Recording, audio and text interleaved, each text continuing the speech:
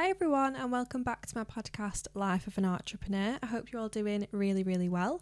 I did a YouTube video probably over a year ago now where I went through all my recommended materials from art supplies to art equipment like studio equipment. I think it's about time I did an updated version because I feel like within a year as an artist you try so many different surfaces, pencils, you update your filming equipment and bits in your studio. So yeah, I thought this episode would be more like a list of my favourite materials that I literally cannot live without.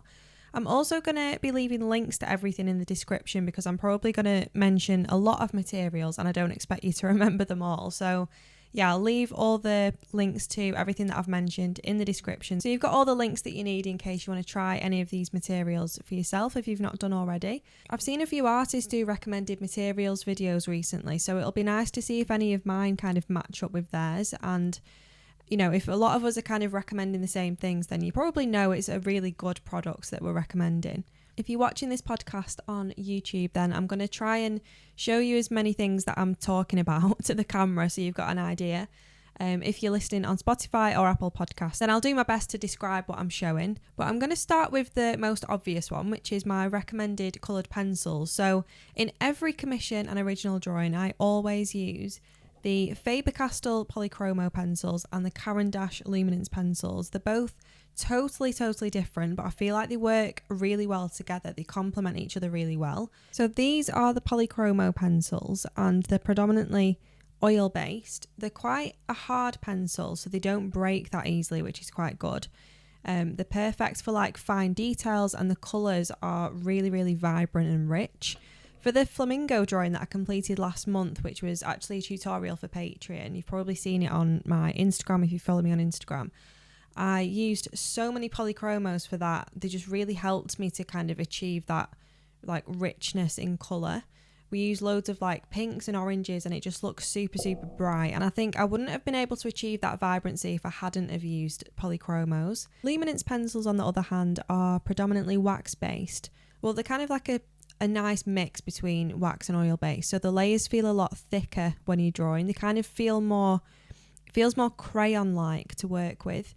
Definitely a lot thicker than the polychromos, but it makes the pencil ideal for blending and for achieving a lovely smoothness to your drawing.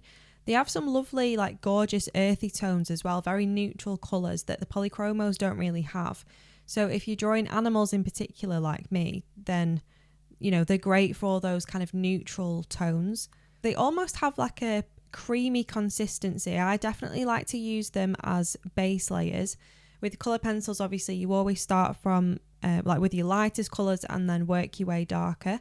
And there's always 3 colours that I recommend with the Luminance pencils that I literally always use as a base layer. One of these 3, which is the buff titanium, the pink white and the silver grey. I'm just obsessed with those 3 colours. They are more expensive than the polychromos, but they are completely worth it in my opinion. I just absolutely love them. My favourite black pencil is the Ivory Black Derwent drawing pencil. It's a really intense black. The black polychromo and the black luminance pencil don't even come close to the intensity of this black pencil. The Ivory Black Derwent drawing pencil is where it's at. It is honestly so intense. It creates a really intense like jet black colour. So if you're wanting to create that intense contrast and have elements of your drawing looking like they're kind of popping off the page, then the Ivory Black Derwent drawing pencil is an absolute must-have. It's very soft and waxy, probably even more so than the Luminance pencils. So it's not the best for like fine detail, but to make certain areas look really dark and like jet black, it's absolutely perfect. My favourite white pencil is the Caran d'Ache Museum Aquarelle pencil. It's just so pigmented. It shows up really well over multiple layers of colour pencil. And you can achieve some really nice results with it because you can actually activate it with water. So for like highlights in the eyes where you're just sort of dotting in little specks of highlight, if you kind of dip the tip of your pencil in water and kind of dab off any excess water, then it really kind of brings out that pigment even more. It kind of goes to like a paint sort of texture. But if you're using it for like those tiny little glossy bits within the eye of like highlight, it does work really, really well. It works really good for whiskers as well, like without being activated with water. Or if you're drawing like a commission where a dog's outside and it's got a bit of snow on its head or something, it works really well for that as well. Honestly, favourite white pencil ever. It's been my favourite for years and I've tried a lot. And there's nothing, again, that comes close to how pigmented this white pencil is. You've probably heard of the term light fastness in relation to artwork, especially with colour pencils.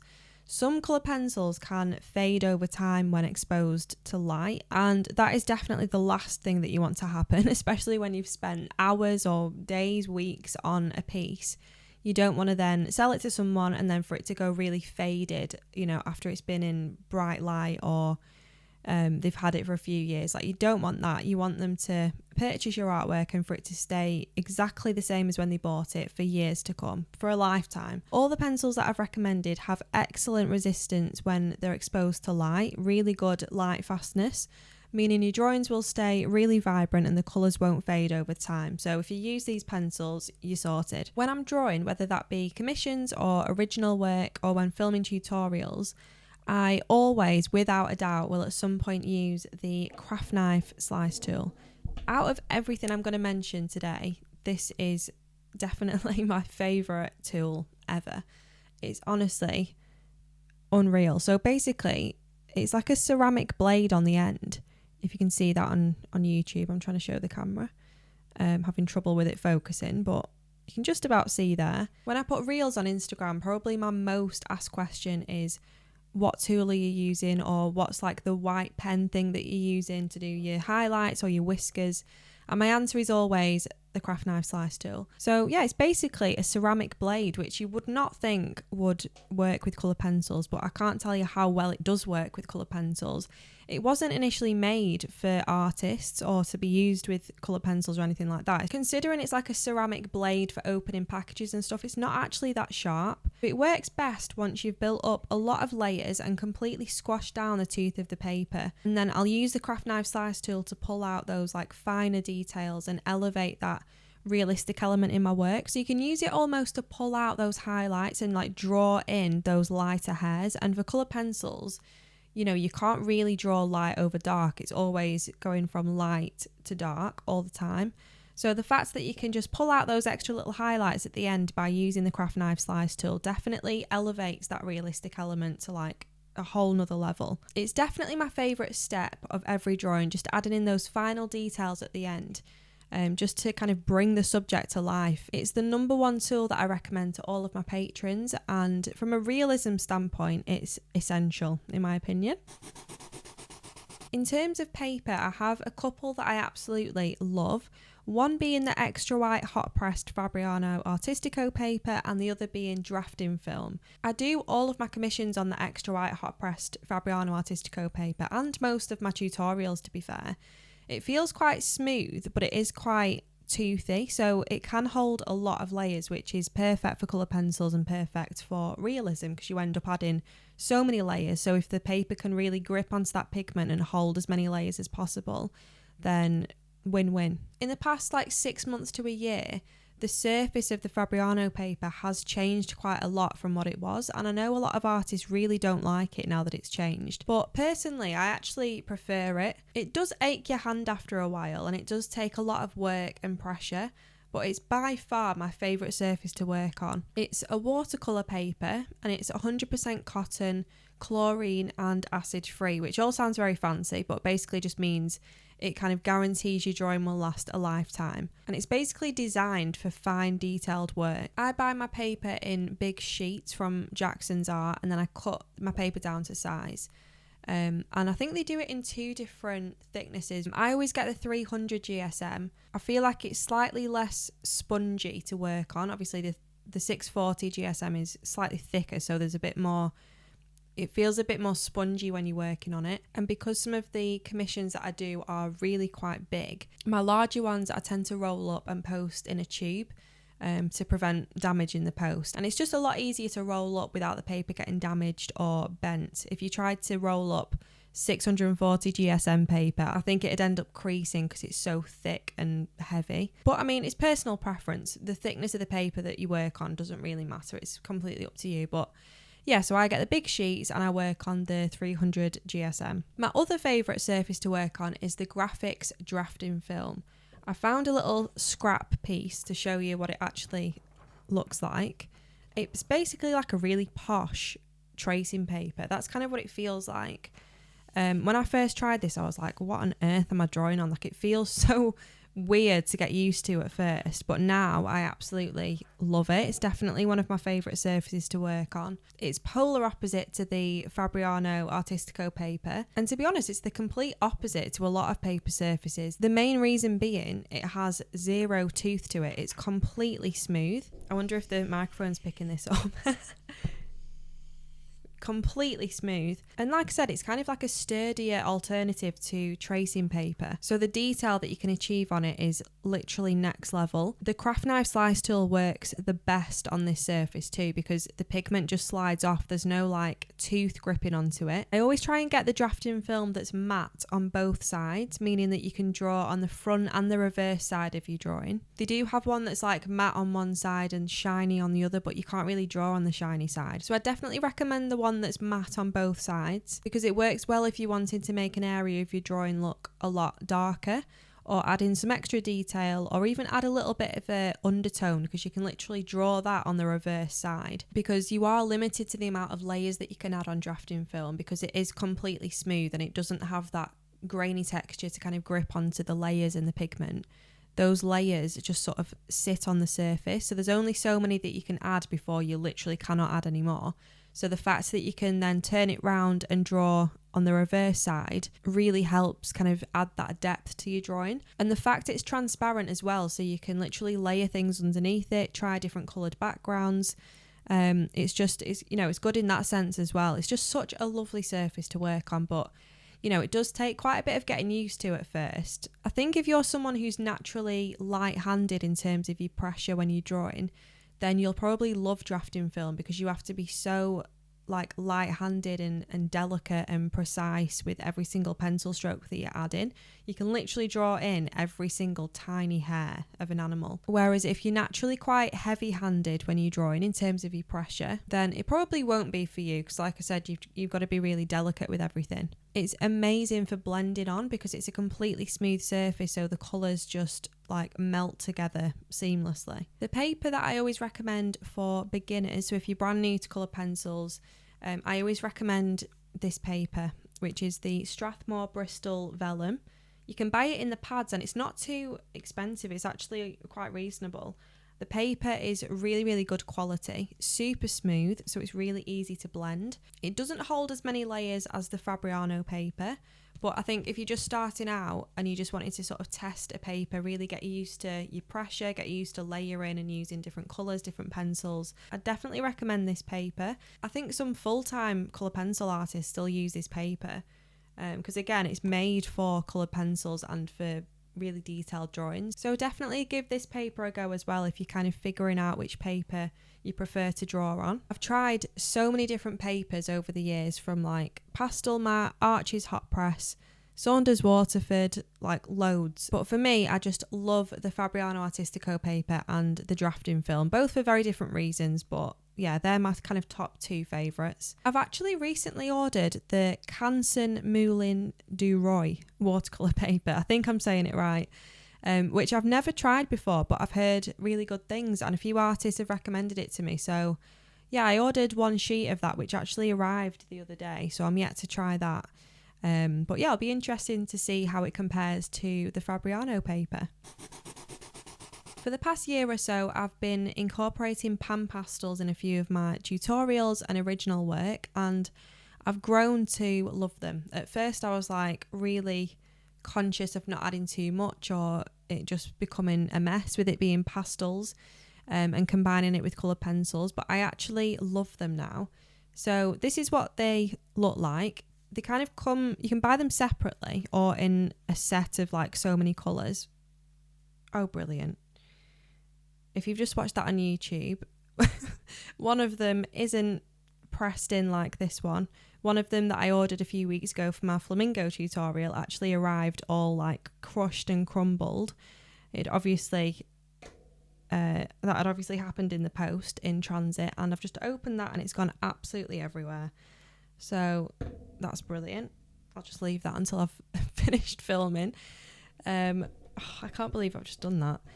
But anyway, I'll take that one off and show you a proper one. So pan pastels are basically like a super compressed soft pastel. They come like this with a lid on the top that you can take off, like unscrew, and then it actually screws to other pan pastels, so you can have them all just connected together like that, which is really good for storage. A lot of people think you can only use them with pastel pencils, but that's definitely not the case. I think they work really well with coloured pencils, and it's nice to have that contrast between like the softness of the pan pastel against the tight details of coloured pencils. They spread around so easily when applied to your surface, and they just blend really, really well.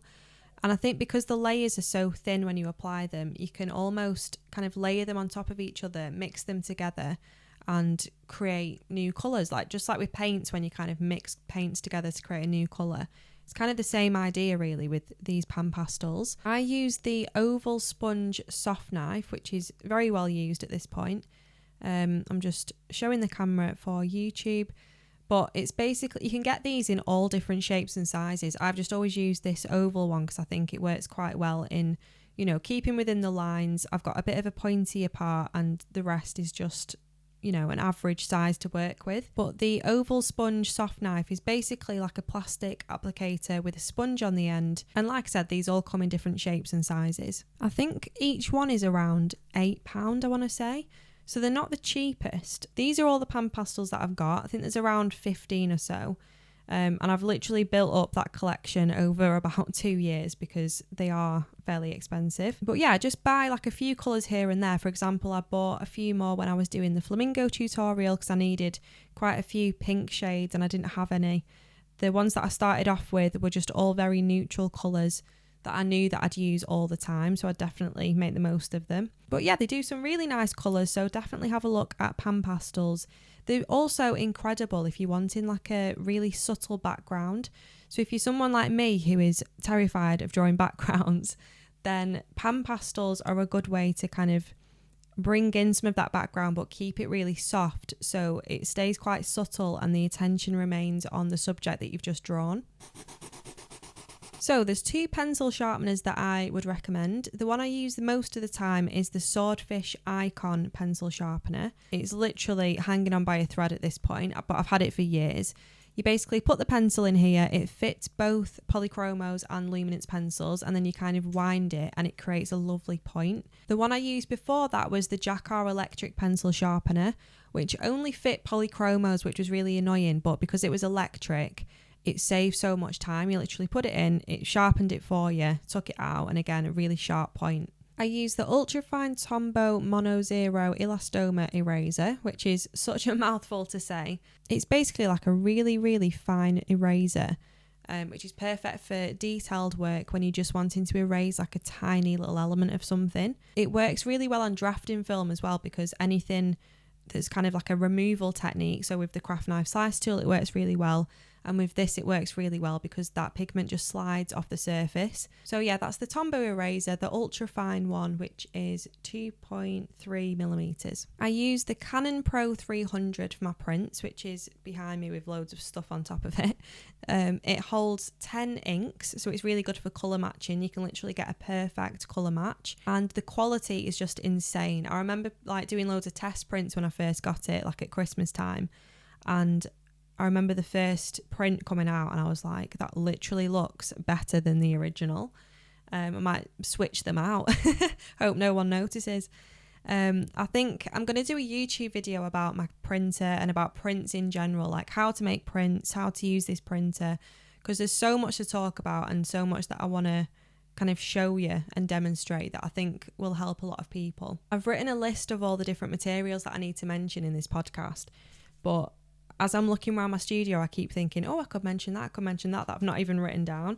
So this is one of those that I've just found. If you're someone who enjoys graphite more than colour pencils, or if you're a colour pencil artist who wants to try graphite, this is really, really good. It's the Faber-Castell pick graphite matte pencils. There's 8 pencils in here. It's like a little set. And it comes with a sharpener, a pencil blender and an eraser. I actually used this for my zebra monochrome tutorial that I did back in January for Patreon. And yeah, I was really impressed with the quality of these graphite pencils. They feel really, really nice to work with. So I definitely recommend those. And then the last art material that I wanted to mention was the graphite transfer paper. It's annoying because I've actually got rid of the packaging now. I'll have to find what it was. I'm sure I got this from Amazon not that long ago. So this is what it looks like. So there's obviously the graphite side and then nothing on the back. And I use this whenever I draw my initial outlines. I've tried so many different methods over the years, like freehand, drawing over a light box, the grid method, scribbling on the back of an image and then drawing over the outline so the lines kind of transfer underneath. But nothing's come close to like the accuracy and the time efficiency of graphite transfer paper. You basically sandwich the paper between the paper that you're going to be drawing on and your reference photo. So it's kind of in between them both. You draw over the outlines on your printed out image, and then the lines will press onto your graphite paper and then press further onto the paper that you're going to be drawing on. So those lines will transfer onto your paper underneath. So when you take it off, you've got that perfectly proportioned outline and you're ready to go with your colour pencils. One thing that's worth mentioning is that there's 2 main types of transfer paper, which are graphite and carbon. You never want to get the carbon paper because it has like a waxy film over the surface of it, which makes it really difficult to erase once you've transferred your outlines onto the paper. Graphite paper, on the other hand, erases much easier. So if you press down too hard and the line that you transfer on ends up being really dark or really thick, you can quite easily use an eraser over the top just to make the lines much fainter, because you don't want to be seeing any of those initial outlines underneath your drawing, really. So yeah, definitely go for the graphite paper and not the carbon paper. Also, if you're interested on how I draw my initial outlines, I've got a video demonstrating all of that on my YouTube channel. So I'll leave the link in the video description in case you're interested in watching that. So I think that's pretty much it in terms of my actual art materials. So moving on to my studio equipment. I mean, where do I even start? There's so much in here. I feel like I literally get something new that's like such an essential thing every month. So the main thing that I'd say is my photography soft light. I would show you, but it's all set up here, so I can't really show that on the camera. It's basically a really big tripod with a big photography softbox, and honestly, it's so bright. I can work in here in the evenings now, like in the winter when it's really dark. I can work in here in the evenings and it feels like natural light. I just kind of point it up at the ceiling, because if you point it at your drawing, sometimes it's a bit too intense. So if you point it up towards the ceiling, the light kind of bounces off the walls and it just makes the room feel so much brighter. And that's without putting like the main light on in here or anything else. I just have that on and it does the trick. I have my main tripod that holds my phone for when I'm filming stuff like this, for vlogs, for whenever I'm filming anything in my studio, or just like talking to a camera. I'll tend to use that tripod because it's very sturdy. I can change the height of it. It does go really high and really small. You can lock it into position. And also for filming things as well, it's got one of them handles where you can like move it round, and it's got that really smooth like motion to it. I will leave the links to all of the studio equipment that I'm going to talk about in the description below. Although this tripod that I use is so old, it used to be my dad's and he gave it me, you know, quite a few years ago now, so I don't know if they still do it. Probably not, but I'll try and find something very, very similar. My next recommendation, if you want to get into podcasting or if you want to improve the sound quality of your reels, if you're doing like voiceovers in your videos, is this very microphone. It's honestly really, really good sound quality, and I think it was about £70, but with the tripod arm included that attaches to my desk. And, you know, because I'd never done podcasting before, I didn't have a clue what I was doing. I didn't want to like jump into the deep end and get a really, really expensive microphone, even if it might have been better quality than this. I just thought I'd get something that was like reasonably priced, had really good reviews, and this was one of them. So yeah, definitely recommend this if you're wanting to, you know, start a podcast, improve your sound quality. I can't recommend it enough. I'm really, really impressed with it still. I have a smaller tripod as well, which I use for vlogging mainly. So if I'm out and about or, I don't know, kind of on the move, I use this tripod. This is just from Amazon. It's quite a cheap one. It kind of looks a bit weird. But you can hold it like that, attach your phone to it, you know, twist it different ways, hold it to what feels comfortable to you. And it also opens out to like a mini tripod.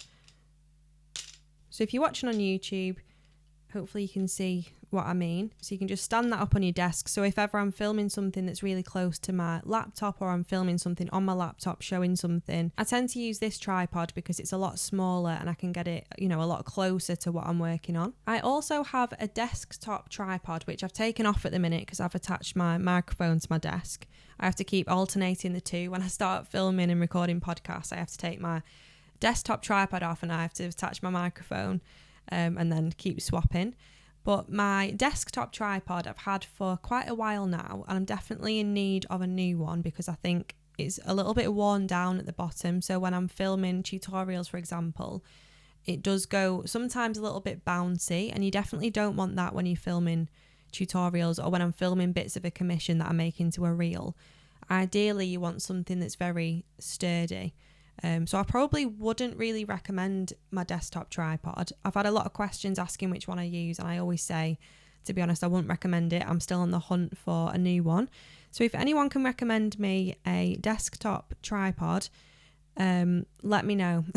If you're watching on YouTube, if you just look at this microphone tripod arm, it's only got that main one bend in it and this little one here. Whereas my desktop tripod has got like 3 bends in it, so I can really move it to where I need it to be, which is quite good for when I'm filming tutorials and I'm trying to get my camera as close as I can to a specific little bit that I'm demonstrating. So if you've got any desktop tripods that you can recommend that has a clasp to hold your phone, then do let me know because I'm still on the hunt for one. My next art studio equipment recommendation is actually this pencil holder, which I didn't actually get that long ago, but since having it, I feel like my pencils are just off my desk. Everything's a lot neater, a lot more organised. So this pencil holder is basically like a clear plastic pencil holder where you can just access them really easily. There's 5 different sections, and in each one I've sort of grouped them into different colours. That's how organised I am. But yeah, before that, they were literally all over my desk, all over the floor. I mean, sometimes they still are. But yeah, with this, my desk just feels so much neater, cleaner, and a lot more organised. And then my last recommendation, and probably one of the most important, is my A2 drawing board, which I use all the time when I'm drawing. So it fits on my desk. It's like a desktop tripod. It's actually in the background if you're watching my YouTube video. This is it, this wooden bit behind me. I feel like it helps so much with posture. I get a lot of questions about how to avoid like wrist pain, back pain, because when you're drawing for quite a long time or for long periods of time, you feel like the Hunchback of Notre Dame, literally. I really have to stretch sometimes, especially when working on Fabriano paper, which takes a lot of work and a lot of layers. Your arm and your hand sometimes feels like it's about to drop off, and that's with or without a drawing board. But in terms of your posture and actual wrist pain rather than it aching, I've definitely found that working at a drawing board helps because you can change the angle of it. So it's got about 5 or 6 different angles, so you can have it slightly flatter or slightly more raised. So when you're sitting like working at your drawing board, you can adjust it to what feels comfortable to you. I used to work at the kitchen table and I used to work flat, and I just found that I was hunching over looking at what I was doing. And I feel like when you work flat, you're kind of seeing your work from the bottom of the page upwards, so you're never looking at it straight on unless it's something very small. So when you work on a drawing board, you can adjust the angle, so you're literally looking at the whole thing straight on, and you can work with a straighter back, hopefully. But yeah, I always recommend that drawing board to people. If you've got the space, then definitely get one. And they do them in an A3 size and an A4 size, I think. But like I said, I will leave the link in the description for mine, which is the A2 one. But they do them a lot smaller as well. But again, they're made for people who draw all the time. So if it helps with your posture, you might as well invest in it. So that's the end of all of my notes and my huge list of material recommendations. So I hope you found that really helpful. I'll probably kick myself after this because I'll be editing it and I'll think, oh, I've not mentioned something. But yeah, they're all my recommendations in terms of art materials and studio equipment. And I think a lot of you will probably already be using a lot of them anyway. But yeah, I hope you've all had a lovely week so far, and I'll be back next week with a brand new episode of Life of an Artrepreneur. If you've been watching on YouTube, then I hope you've enjoyed me showing you all of my out of focus pencils and materials. And if you've been watching on Spotify and Apple Podcasts, then I'd love it if you could leave a review. And on YouTube, I'd love it if you could give it a thumbs up and subscribe to my channel to see more art-related content, episodes, vlogs, tutorials, and behind-the-scenes videos. I literally put so many videos on there now. I feel like I'm really going for it with YouTube this year. Like, I'm trying to upload as many good quality videos as I can and try and do a bit of a range, but it's kind of difficult to juggle with like Patreon and YouTube and my podcast and everything else. But yeah, I feel like I'm doing all right with YouTube. Hopefully we're getting there anyway. So yeah, thank you so much for watching. I hope you found this episode really helpful, and I'll be back next week with a brand new episode of Life of an Artrepreneur. I hope you all have a lovely rest of the week.